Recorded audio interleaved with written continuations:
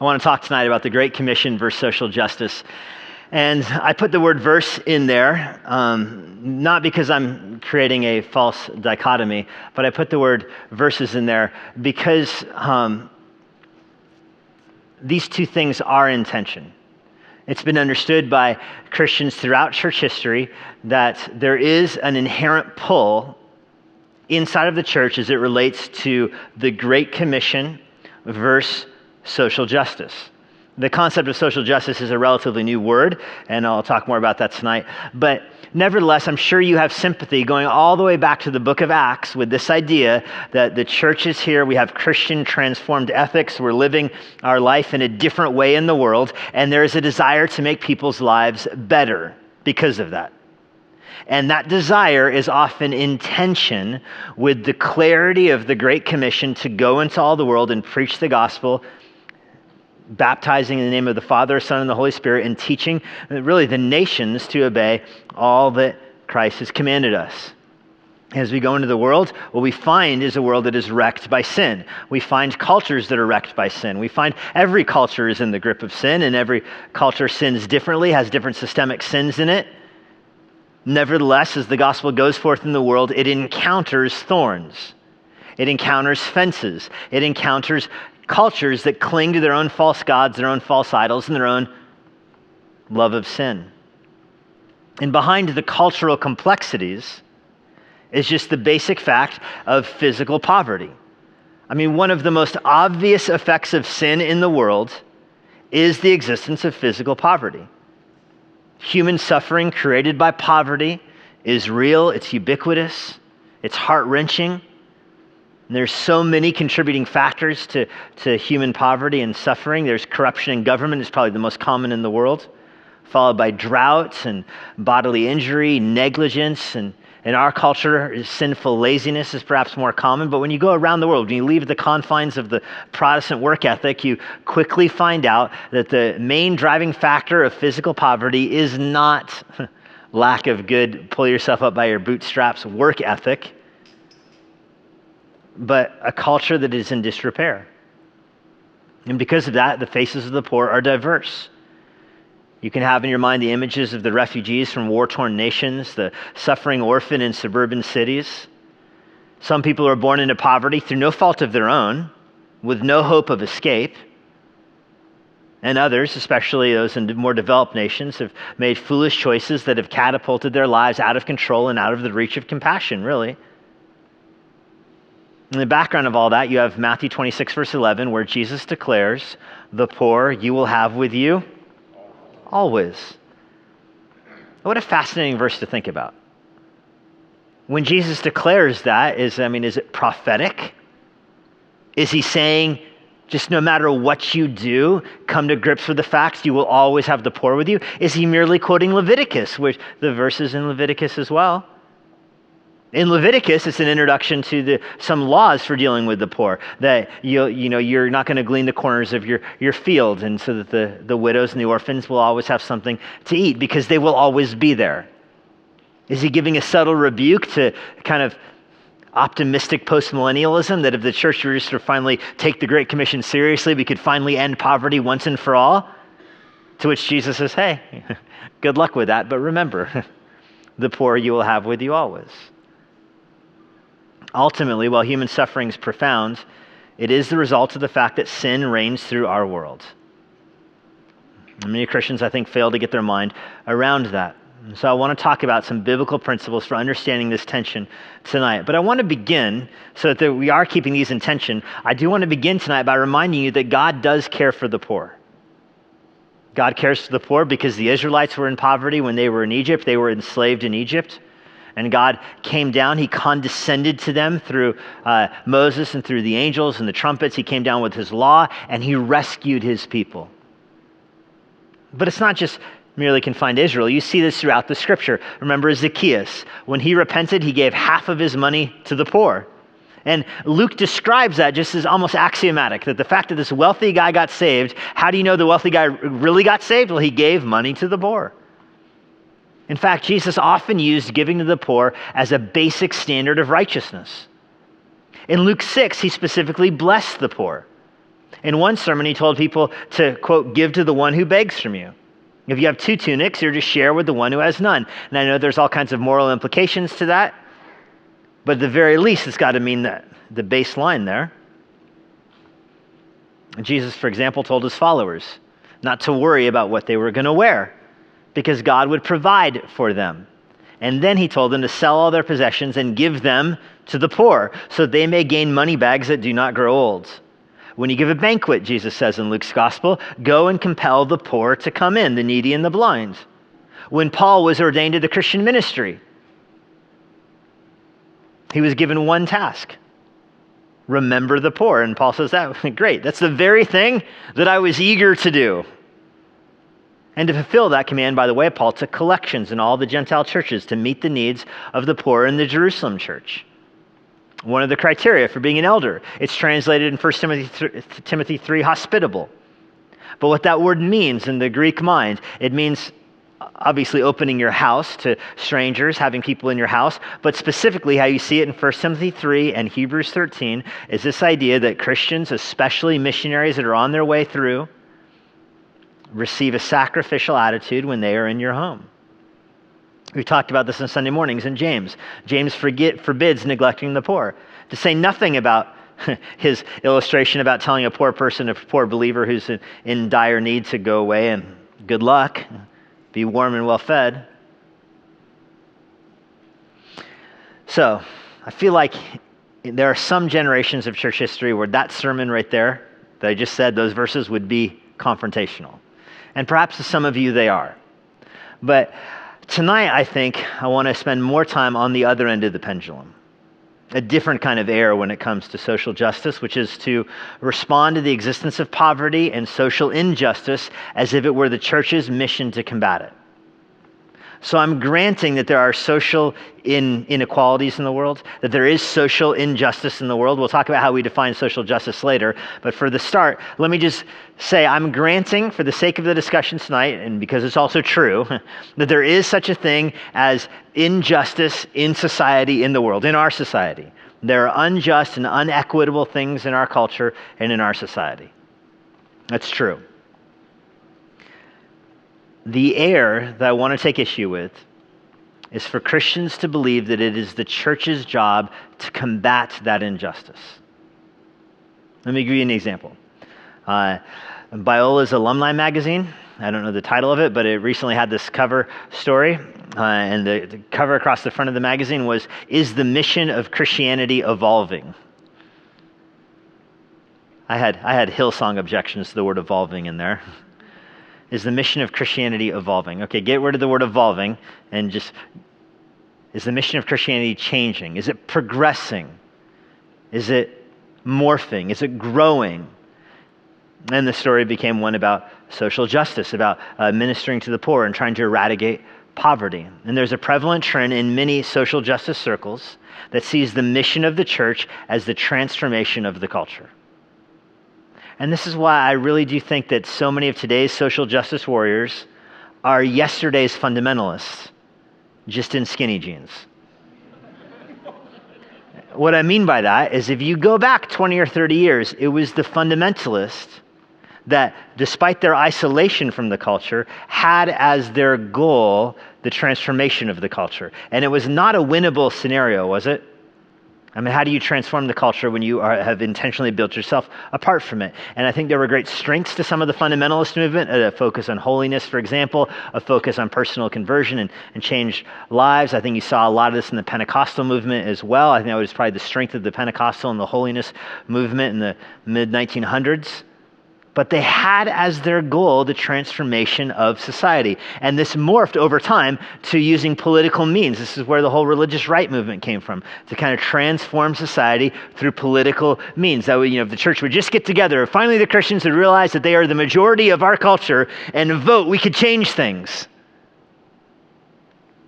Well, that has kind of given way today to this social justice movement, I think. I think today's social justice warrior is the rightful inheritor of that mantle, because they bring with them the attitude that if only Christians would finally take their calling seriously, they could transform society according to our political vision of it. Now, it used to be that was reserved for those who purveyed what was called the social gospel. I'm sure you're familiar with that phrase. The social gospel is something that morphed out of kind of liberation theology in some senses, but it was the idea that the gospel had as its main calling the transformation of society, the transformation of cultures. I mean, that was the goal. In the social gospel world, this wasn't veiled, it was the goal. And that was almost uniformly rejected. Not just in white evangelical churches, but also in more conservative black churches. They also rejected the thrust of the social gospel movement. Although I'm sure some of it resonated more with them than in the evangelical world, there was by and large those who believed in inerrancy and the importance of personal conversion distanced themselves from the social gospel movement. In fact, some church historians say this is the most significant split in the black church in the last 100 years was over this issue. Whether or not the church should have as its goal cultural and social transformation. But now, evangelicals, having split from the social gospel 50, 60 years ago, now find themselves flirting with it again, just wanting to take it out on a date or two. 50 years ago, the social gospel didn't fit in the evangelical church. I heard one author compare it to an elephant on a subway, easy to spot and comically out of place. But now it seems that the elephant is trying hard to blend in. He's got an iPad and a tie and everything.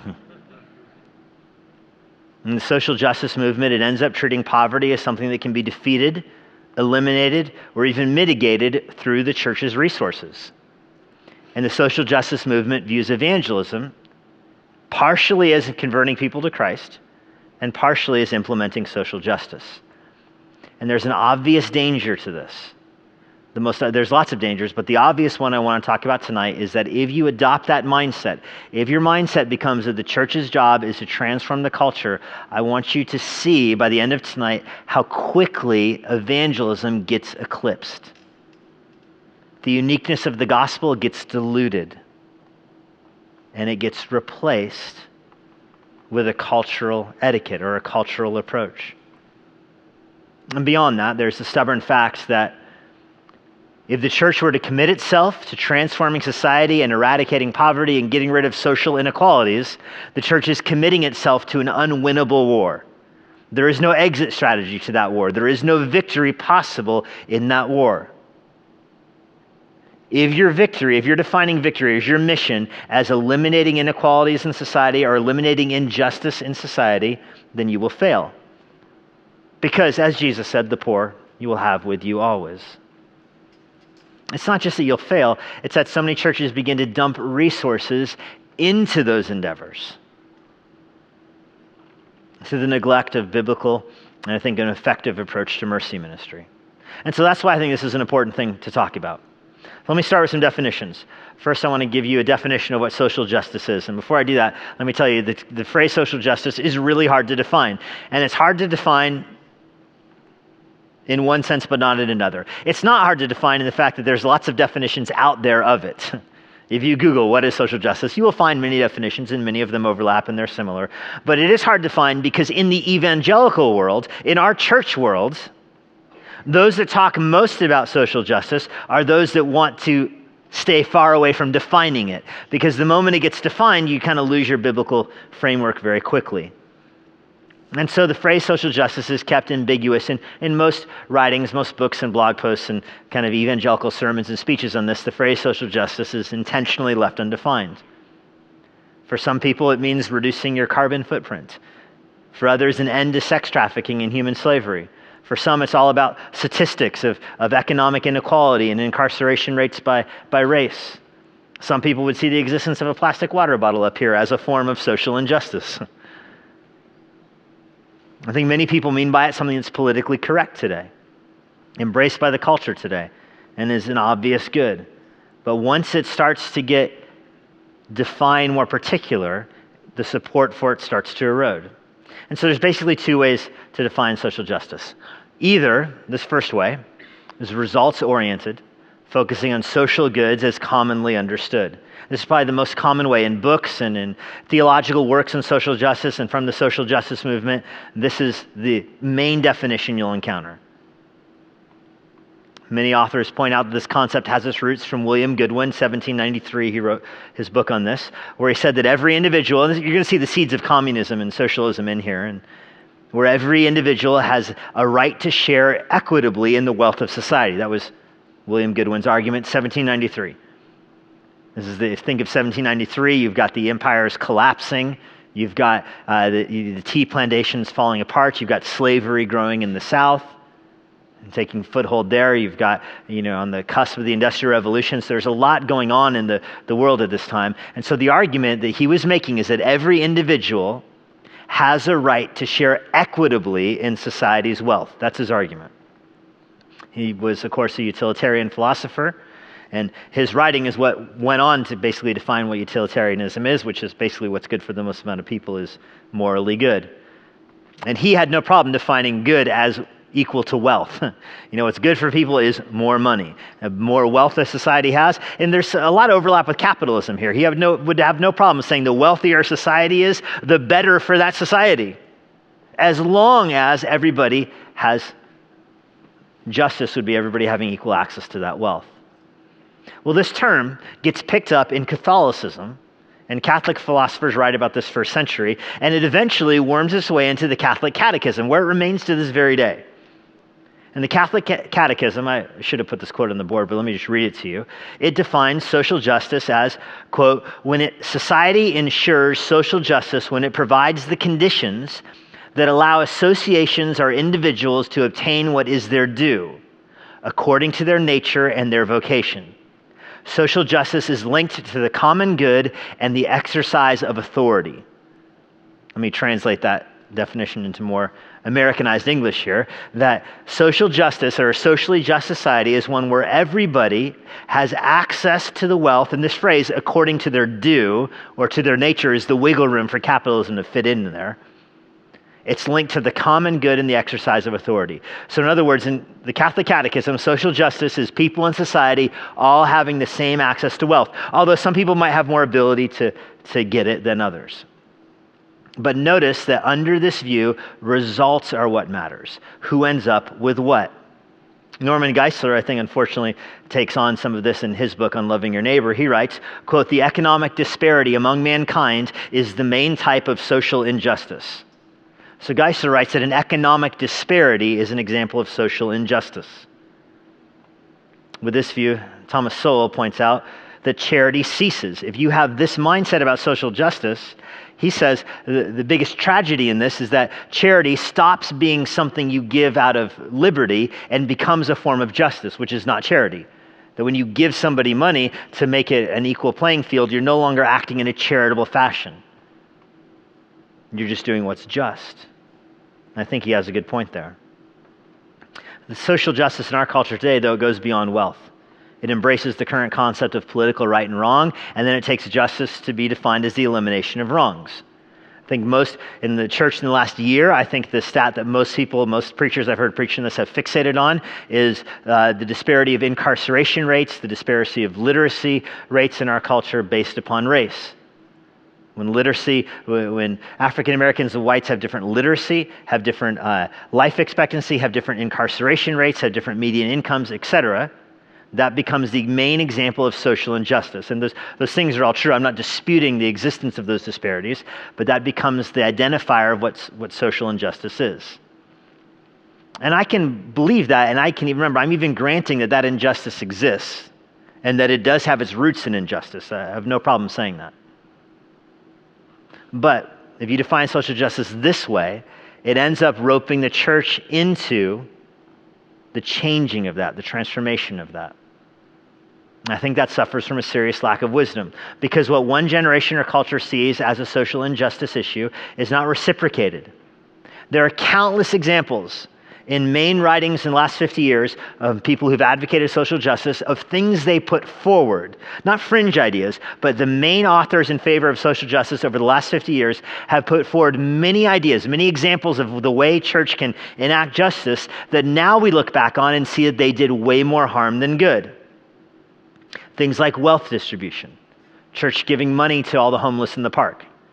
If you were to give a $20 bill to every homeless guy in the park, that would not help the homeless guy or the park, generally speaking.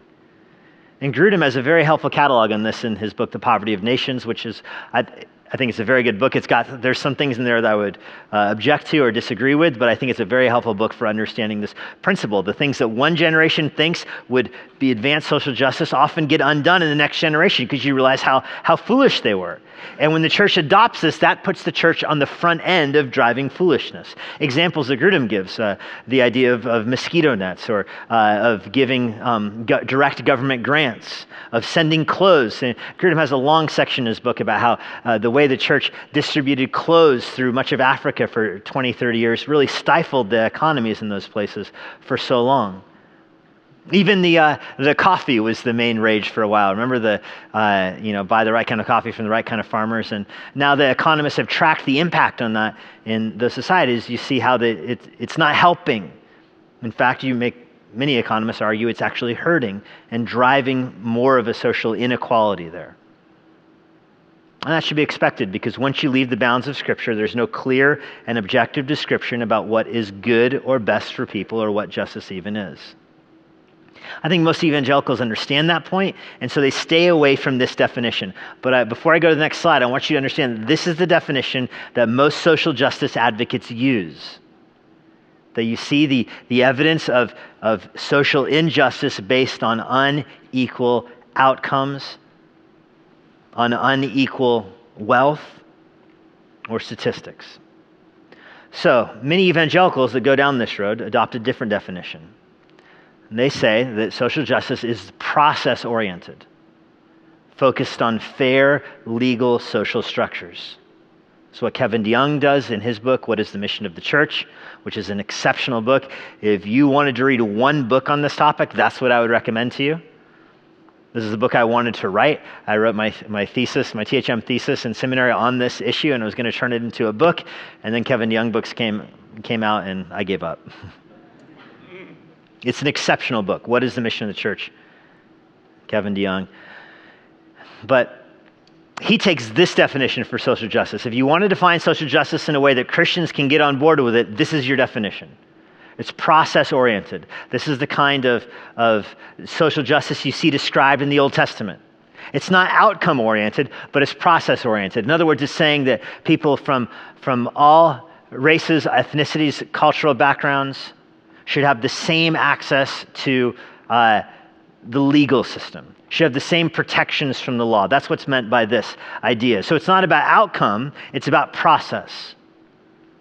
Kevin DeYoung writes, quote, social justice should not be about an achieved result, but about equal treatment and process. This view focuses, again, not on the results of society, but by the process by which those results are achieved.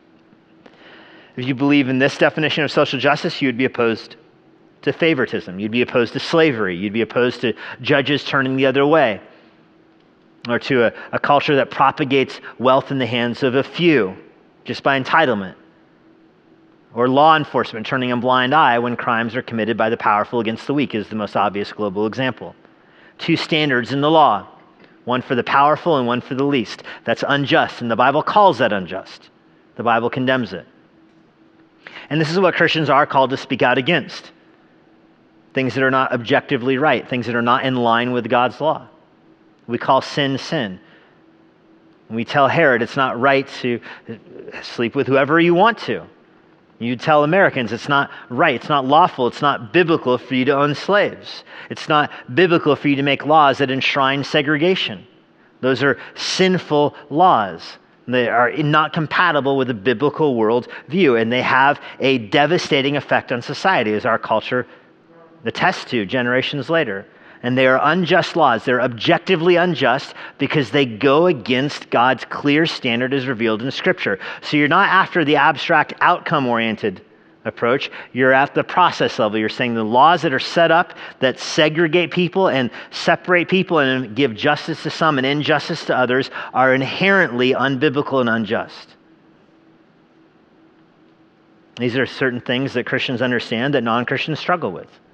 You think of laws against abortion or that allow abortion would be such a clear example of this.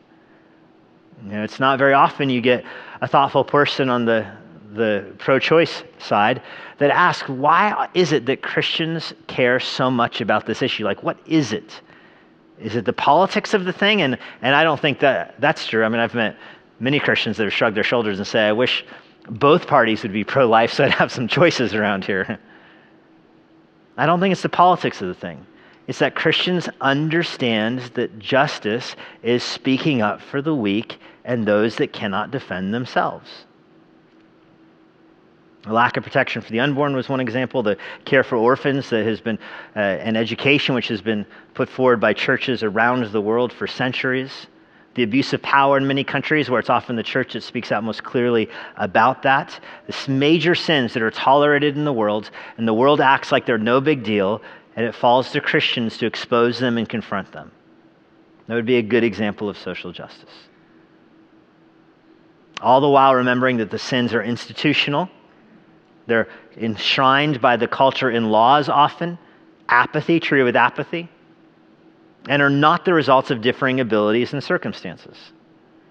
It's not an example that people often use is, your 40 sprint time, how fast it is that you can run a 40. Many of you could beat me in a 40-yard sprint. That's not an example of social injustice.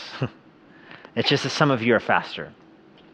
Unless there was a law that said people from New Mexico can't train for running. They can't eat the right food. They're not allowed to buy certain shoes. When they run on a track, they have to run one-legged on a track. Now you're in the process world. That would be an example of a social justice issue as it relates to sprinting. And I think we can understand that, and that's why I use that example of sprinting, because we can get our minds around that very easily. When you apply that to our culture, that's where you see social injustice. Kevin DeYoung again writes, quote, "Justice as a biblical category is not synonymous with anything and everything we feel would be good for the world. It is not synonymous with eliminating the results of differing abilities and circumstances, but it does speak to the process of legality as it is enshrined and codified in the culture." That's social justice. So if you go with the first definition, I think you're going to leave the Bible behind very quickly and be off in Never Never Land. If you go with the second definition, I think you have the Bible backing you and the Bible in your corner, and it gives you more power and authority to confront the sins of the world. Let me define the Great Commission. Now, the Great Commission is, this one's much easier to define, the command of the Lord to evangelize, baptize, and disciple the unreached.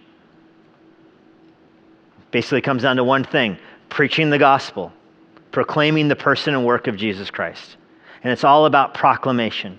With no proclamation, there can be no true evangelism. I noticed even this morning in Pastor Tom's sermon, Acts 5 ends with, they went back, they were freed from jail, and they went back, and they were teaching and evangelizing. In Greek, didasko and euangelizo. And that's the idea. Didasko is they're teaching, I think what I'm getting from this is that they're teaching Christians, and they're evangelizing, proclaiming the gospel to the unsaved. That becomes the Great Commission right there. Both of them in that one verse at the end of Acts 5.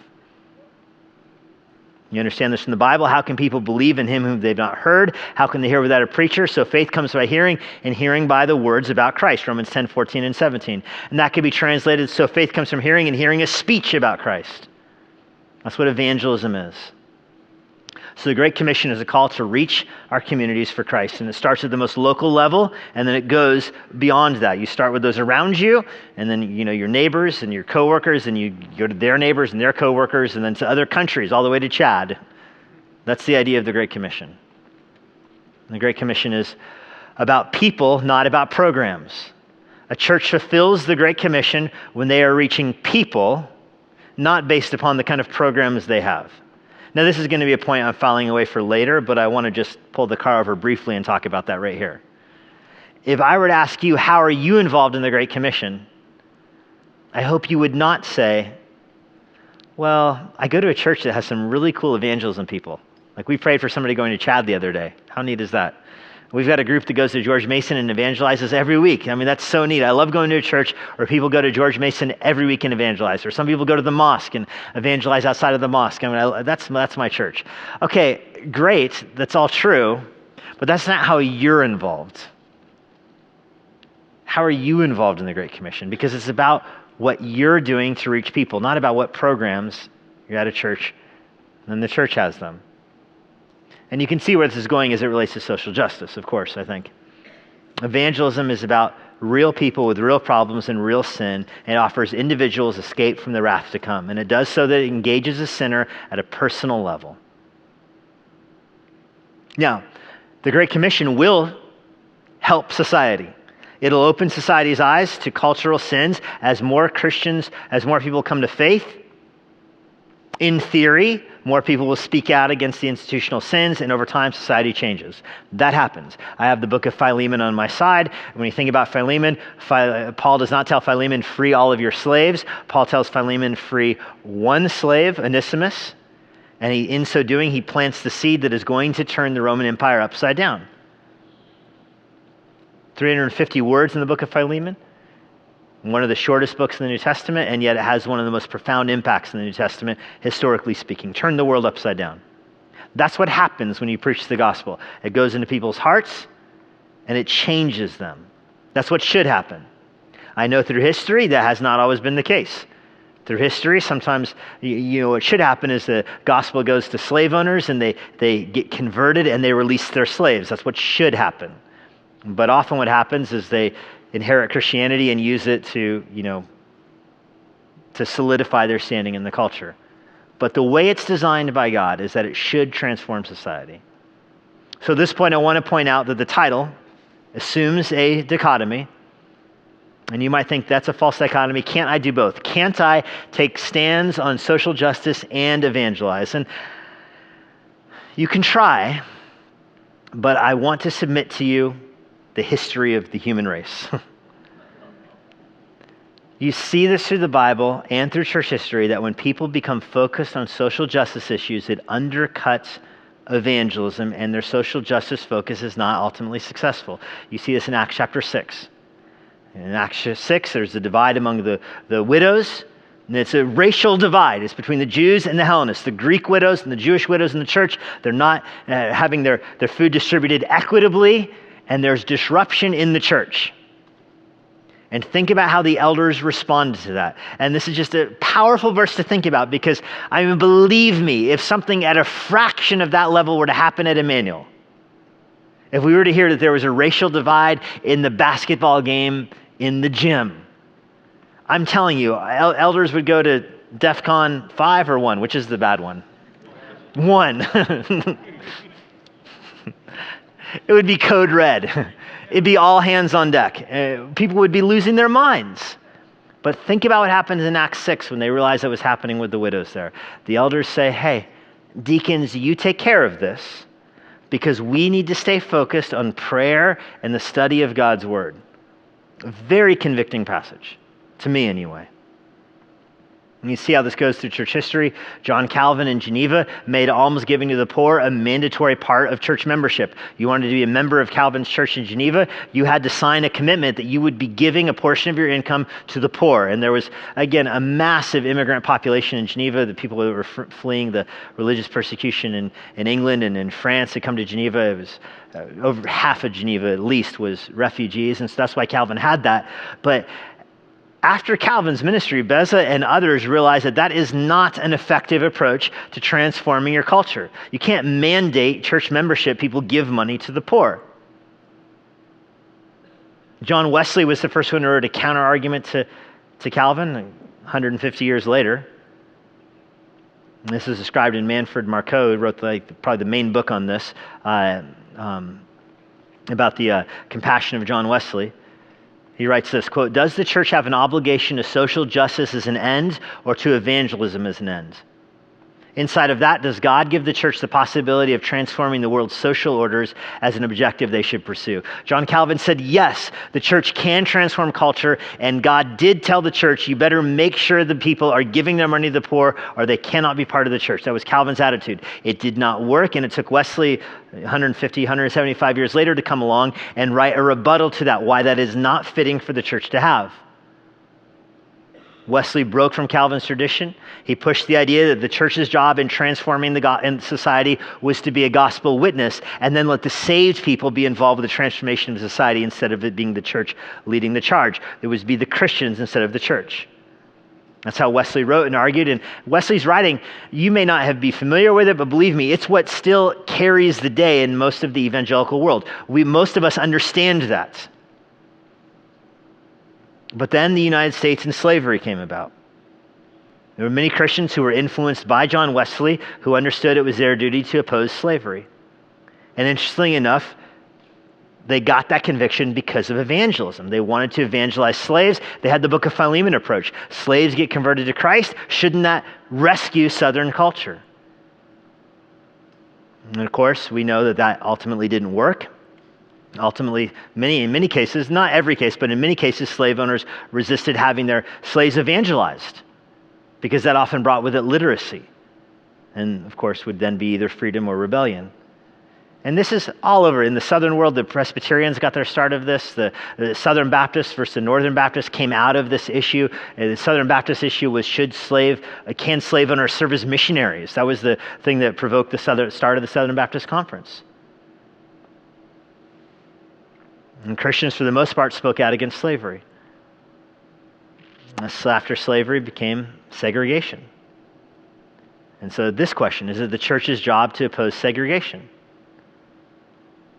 And understand that much of our confusion about that comes from our country's own convoluted racial history and a church that is actively wheeling away from John Wesley's writings about this and towards a full-scale global warming fighting, wealth redistributing approach to justice, which makes this a hard question.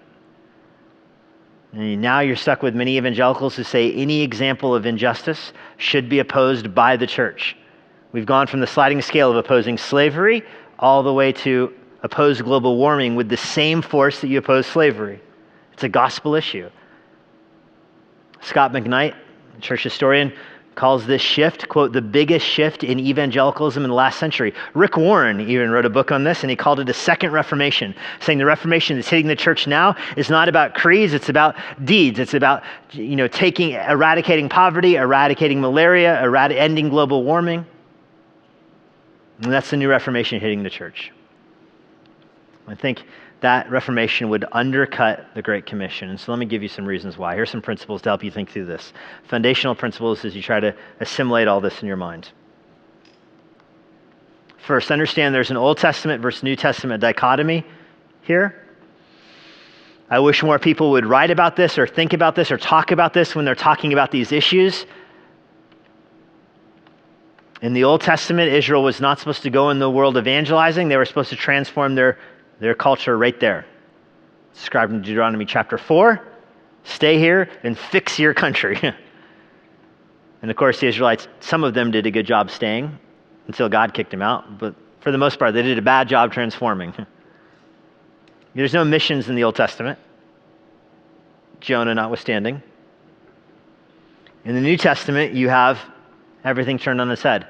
In the New Testament, the church goes into the world. It's not making a base camp and transforming culture, it's going into the world. It's preaching the gospel in every culture. Now, there is an effect that as the church goes in the world, they're changing society wherever they are. As they love their neighbors, it has an effect on transformation, but that's never the goal in the New Testament. The New Testament is always gospel expansion. Second, there's a discontinuity in evangelism, but there is a continuity in most ethics. The concept of justice in the Old Testament remains the same in the New Testament. Most ethical commands in the New Testament are not new in the New Testament. They're drawn from the compassion of Christ, but rooted in the compassion of Yahweh. And the focus, though, remains on confronting sin for the purpose of gospel expansion. There's no New Testament commands. Listen, hear me carefully in this, because you'll think I'm wrong the first time you hear it. There's no New Testament commands about confronting society's sins or about eradicating physical poverty in the world. There's no New Testament commands about that. Never once does the New Testament tell the church to go and fight poverty or to go and fight homelessness or to go and care for the poor of the world. There's not a single example of that in the New Testament. Even Tim Keller, who's probably the leading proponent of this idea the church should transform society, he's probably the leading one on that path. Even he, in his book, The Call of the Jericho Road, in that book, he grants that point. He says, if you're going to discard the Old Testament ethics towards Israel and say they don't apply to the church, there's nothing left for you other than the parable of the Good Samaritan. So even Keller grants that. My point is that there's no New Testament commands for the church to confront the sins of the world to transform society. The focus in the New Testament is on the internal, Christians' relationships to each other, and external with evangelism. Internal with your money and your resources, external with evangelism.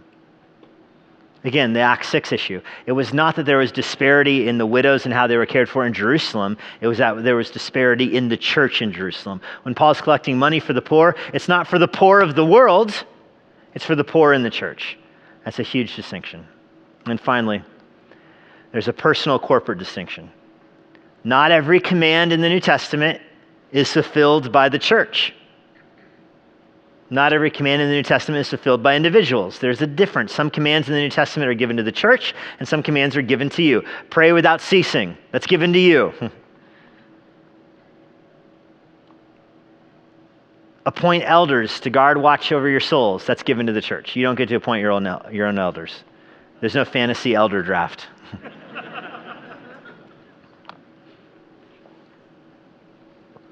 There's a distinction here.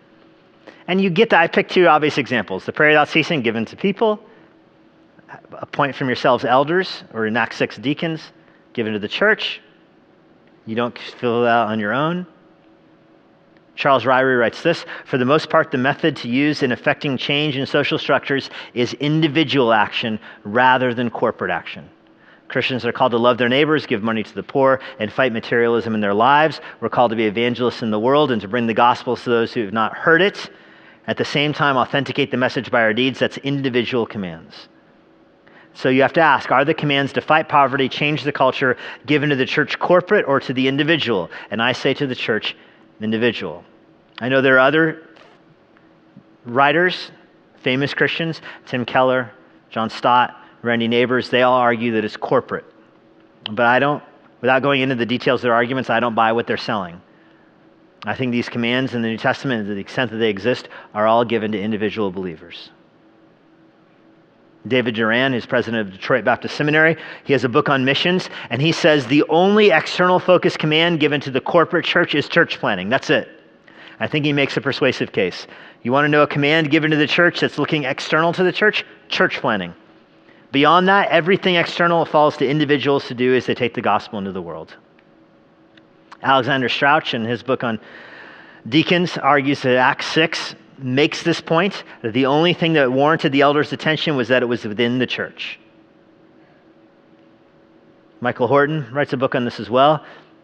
He goes back to the basic distinction between those inside the church and those outside, and he writes, quote, what the church does for the household of faith is different than what individual Christians do as neighbors in the world. And you have to, please understand this at least politically. Now, in our culture, things get so politicalized so quickly, you see the importance of getting this politically. When the church stands for a candidate or a political issue, that's always going to be problematic. It will always hurt the church's evangelism, right? Even now, you try to evangelize somebody, I would never be a Christian because you guys are the ones who elected so-and-so. Fill in your own so-and-so there. And you think, but the church doesn't vote. I don't even think we have a polling place here. Do we have a polling place here? No, we don't have one here. But you understand the danger when it becomes the church is doing those things, it ends up hindering their witness. Which leads to this final principle here, that there's a priority of proximity, is how I'm going to call it. I didn't make up that phrase, but I don't remember where I found it. Priority of proximity or mercy triage. Not all needs are equal. You understand this with love. You're supposed to love your enemy. You're supposed to love your neighbor. You're supposed to love your children. You're supposed to love your wife. But you don't love them all in the same way or in the same hierarchy. Ditto with needs. In the New Testament, the highest part of this hierarchy is the needs of your family. You have to meet their needs. If you don't take care of the needs of your family, you're worse than an unbeliever. Second is the needs of those of what David Wells calls the insiders, the needs of those in your church. You care for the poor within your church. And third is the poor within other churches. Simon Kistemacher in his commentary on Acts writes, quote, "While the goal of the early church was certainly to abolish poverty so that needy persons as a class of people were no longer among them, that goal was only within the church members, not outsiders." And that's where I get the phrase I say every communion Sunday when we take a benevolent offering. I always say it's our goal to make sure there is no poverty in the church. That is a mission given to the church, but it's in the church. You see this in the book of Acts. They sell all their money, and Peter and John have all the money they could ever need. And 5 minutes later, run into some beggars asking for money, and they say, "We do not have silver and gold." And it was not that they forgot their wallet. What they have, they give them in the gospel, preaching the gospel to them. When they're converted, now they have access to the material wealth of the church. And finally, one more principle. There's a role of eschatology in all this. I don't know how well you can see that chart, but I'll walk you through it. The role of eschatology. I think those that have the social justice outlook, that want the church to be involved in changing the culture, have this idea that the church will make the world a better place. And that's something I disagree with. I think the New Testament teaches what is called premillennialism, the idea that the world is going to get worse until Jesus comes back. And you can call that ambivalence or eschatological apathy. I've heard some people call it that. But I don't think so. I think I'm optimistic the gospel is going to save people, but I'm pessimistic about the state of the world until Jesus returns. That's why I'm not looking for a politician to save our culture or our country. I have one Savior, and that's all I need. Darrell Bock writes this, Professor Dallas, quote, "Confusion about the identity of the kingdom, its subjects, and its nature leads to confusion about the church's mission and its mandate as it pertains to social action." That's a very important line from Bock, so let me read it again. Confusion about the identity of the kingdom, its subjects, and its nature leads to confusion about the church's mission and mandate as it pertains to social action. And this is what he means. If you believe the kingdom is now, like Tim Keller and John Stott would teach, then you believe the church has to bring it about. Keller writes this, quote, "To spread the kingdom of God is more than simply winning people to Christ. It is also working for the healings of persons, families, relationships, and nations. It is doing deeds of mercy and seeking justice." I mean, it sounds so nice, doesn't it? But it's just not true. To spread the kingdom of God is not doing deeds of mercy and seeking justice and healing families and relationships. It is preaching the gospel. And as the gospel takes root, as citizens are added to the kingdom, then lives are changed. I have a lot of other quotes that I disagree with, but just know I have them. And I'm disagreeing with them in my heart for the sake of time. So I give you a little chart here. I think this is a helpful way to think about social justice. For the person who believes the kingdom is now, like Keller or Stott, and they believe these commands are corporate, what you're going to end up with is a church that's devoted to full-fledged, church-led focus on social justice. If you believe the kingdom is now, but those commands are given to individuals, like Michael Horton or many Presbyterians would fall into this category, they would say individuals have a priority of social justice, but predominantly within the church. If you believe the kingdom is future, like premillennialists, and you see these commands given to the church body to bring about justice, but a future kingdom, then you'll have a both-and approach to church-led mercy ministry and evangelism. That's Blazing and Bach. Or I'm in this last square here. If you believe the kingdom is later and the commands to change the world are given to individuals as they scatter, you can have a church that focuses on teaching the gospel and leaves Christians to focus on living the gospel out. Ryrie would be an example of that. Ryrie writes this, quote, "This is one of the tensions under which Christians live. They know that they cannot bring in peace, righteousness, or social justice, and yet they know that these will be accomplished only by Christ at his second coming. At the same time, they know equally well that they ought to pray for peace and practice righteousness. Realistic dispensational premillennialism acknowledges both." End quote. So how does this work out? I know that evangelicalism has its own share of blame in our country's racially scarred past and even in its present. I've been reading a lot of books on the start of evangelicalism and fundamentalism from the 1930s, really in the time between the wars. And it's just heartbreaking to see how many churches were in favor of laws banning interracial marriage. Churches seem to be so late to cultural fads. The evolution fad had kind of already started to putter out in the scientific world, and churches were jumping on it and saying God made the races differently. They shouldn't be allowed to marry. And it became a political thing for them, prohibition, interracial marriage. And it kind of enshrined in the culture that evangelical churches would be mostly white. And I think it's a tragedy. And I know the line, just preach the gospel and let God deal with the culture, has been used by people to tolerate ambivalence towards racism.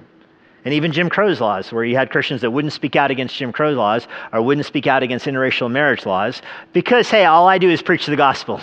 It's not my job to fix the culture. So I know that there's a danger in that.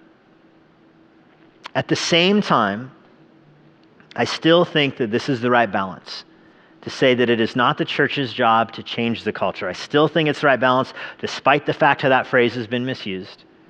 And what makes it balanced is when you can say it, it's not the church's job to change the culture, but you finish it off by saying it is my job to stand up for righteousness and to confront sin. There's very practical applications of this. This is why at Emmanuel, we don't ask you to vote in certain ways. We don't ask you to write your congressman. We might ask you to write the city council person for the zoning on their lot over there, but that's a future time. But I hope I could never be accused of being silent about sins like abortion or sexual immorality or racism or materialism, sins that are in very real ways enshrined in our culture, accepted in our culture. I mean, some of those sins are just so embraced by our culture. And I hope that I could never be accused of being silent on those sins because I speak out against them. I say that they're sin. I identify them as sin. You could think this is lazy, but I believe this is the biblical balance, is I don't have to provide solutions for them. I don't have to say we should restructure society this way or that way. But I preach the gospel, and I hope you do too, and I hope it changes your own life, and I hope you share the gospel to others and it changes other people's lives. I don't want people in this church to be comfortable inside of those sins. I don't want those sins to be tolerated in the church. At the same time, I don't want you to think it's your job to make sure those sins are not tolerated in the world. Does that make sense?